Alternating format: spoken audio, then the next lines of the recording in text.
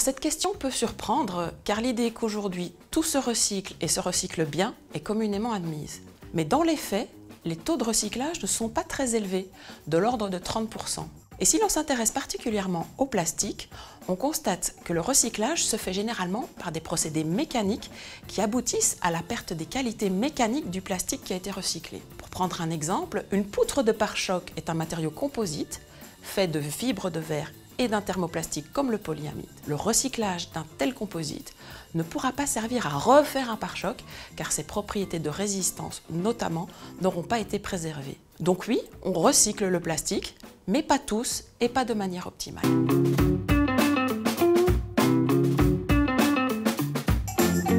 Nous nous sommes associés à l'école des mines d'Alès avec le projet de mettre au point un procédé qui permette de maintenir les performances des composites tout au long de la vie de la pièce et surtout de revenir au niveau de la matière telle qu'elle était au moment de sa première fabrication. Pour reprendre notre exemple de poutre de pare-choc, après notre traitement, on pourrait imaginer refaire une poutre de pare-choc en repartant des matières premières vierges et ainsi redonner toute la valeur aux matériaux recyclés.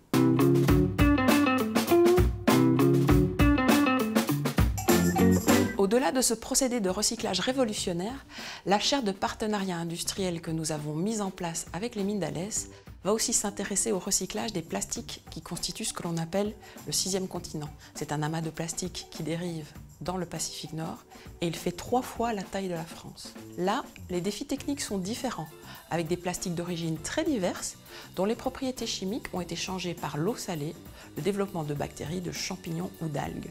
Vous imaginez bien qu'une fois industrialisés, ces procédés de recyclage nous ouvriront tout un champ d'application, aussi bien dans le naval que le ferroviaire et bien entendu dans l'automobile, et ceci pour limiter l'utilisation des matières premières supplémentaires.